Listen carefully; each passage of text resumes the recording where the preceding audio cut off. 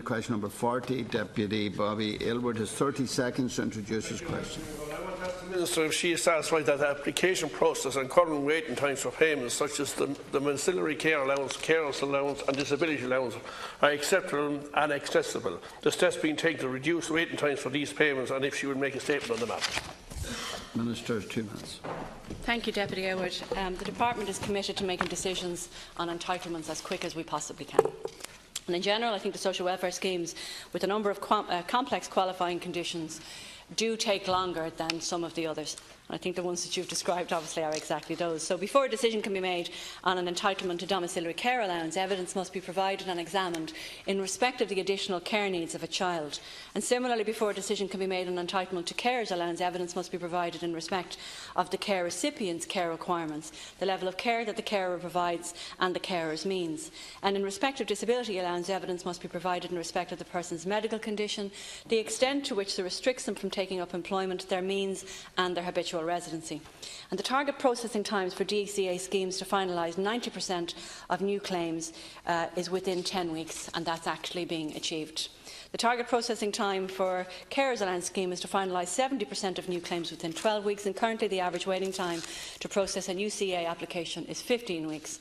So obviously that one isn't. And the target and process time for DA scheme is to process 75% of new claims within 12 weeks, and the current waiting time for a new DA application is 13.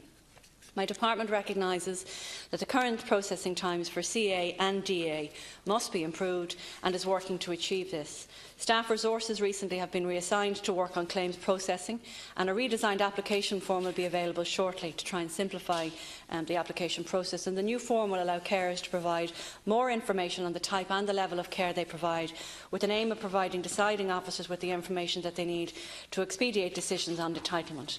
In addition, the implementation of new IT systems to process illness benefit claims as part of the ongoing modernisation programme in the department with regard to our IT systems will support the deployment of additional staff to support the carers application and hopefully reduce the waiting time down from the current 13 weeks. So the current process in place and resources assigned to these areas of my department, along with the number of medical assessors available to provide medical opinions, are kept under constant review to ensure that delays are minimised.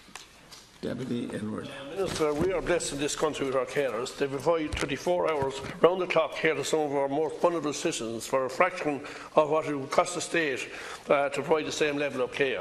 I understand that recent estimations put the figure at approximately $4 billion. That's a lot of money, $4 billion a year. They also keep tens of thousands of people out of state care and free up crucial beds for those with more urgent or life-threatening health care needs. I shudder to think what kind of chaos our healthcare system would be if we've not for our carers keeping thousands of beds available. The point I'm getting here, Minister, is that we must do more for our carers. The current waiting time, this is the time I have, is for an application to be processed is 16 to 18 weeks. This is nothing short of an insult, personally, I think. I speak with a number of my staff today who followed up on first carers allowance application in 2012, and they told me that the average waiting time back then was 16 weeks. So we're seeing no improvement in the long term, contradicting what you're saying. The process is cumbersome and tedious. We face our carers to jump through hoops of red tape, and this is consistent across the board with payments such as D.C.A. and disability allowance, to name but a few. Can you give a commitment, Minister, that you will do everything in your power to reduce the application waiting times and streamline the application process for these crucial payments? Minister, 1 minute. Thanks. First of all, Deputy, I want to agree with you and acknowledge the value of what carers the work and the commitment that they have to the people that they care for, and I think you're well aware, as am I, that the country couldn't afford to pay them if we wanted to. So there's a huge debt of gratitude in everything that we do. And I think, to be fair to this government and the last government, we have moved somewhat small measures to try and to show that gratification, and most recently was the introduction of medical cards for people who are on carers allowance, was the reinstatement of the respite grant. There are small things that we can do just to show that gratitude, but as you say, the real sign of showing gratitude obviously is the payment that they receive on a weekly basis.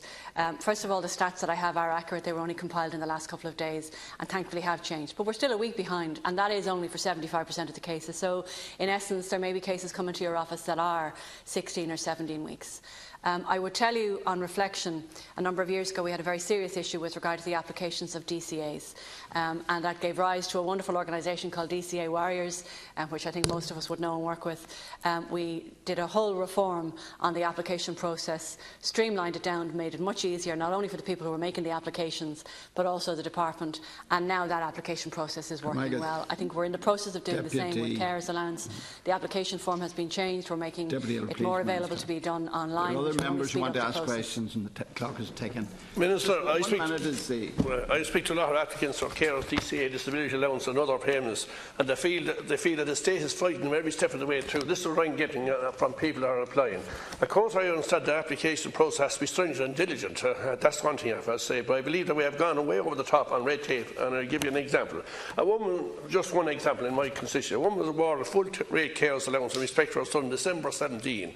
She didn't discover that she would have an additional entitlement to half-rate carers for her daughter who was just being approved for DCA. So she was getting one and then she was getting a half one. So the department had assessed her means for the first one and in respect to her son, and assessed the medical for her daughter's DCA. Yet the application for the additional half-rate care was treated as a new applicant. I mean, that's a waste of time and space. It's so simple. It's so simple. And all I'm asking, these are just examples I'm giving. I could give on several. I'll just give you an example. She was already assessed for her sons, and then her daughter came out, she got a heart care, she had to go through the whole lot again. Minister, there's also, I just wanted another point, on the issue on documented carers. Applicants who are just over the means or just outside medical requirements and they miss out on a payment, GP visit care and care support grant, despite still having to leave work anyway to care for a loved one with a severe illness. Can the Minister look at this? And finally, has the Minister any plans to increase the care allowance, DCA and disability allowance payment in the coming budget? That'd be natural when I throw in anyway. Minister, 1 minute and 1 minute only. Yeah, you'd have to ask, Deputy. First of all, the carers, as in all of our schemes, they're statutory schemes. So I appreciate that it doesn't seem to make sense to the lady who's already applied successfully for the full carers allowance for her son. But when she makes an application for her daughter, albeit it's only half a carers allowance, it's still a new application. And under the law has to be deemed to be adjudicated in exactly the same way as if you or I or somebody that we knew applied for the first time. Each application has to be taken in its own merit. And that's just the way the law actually is.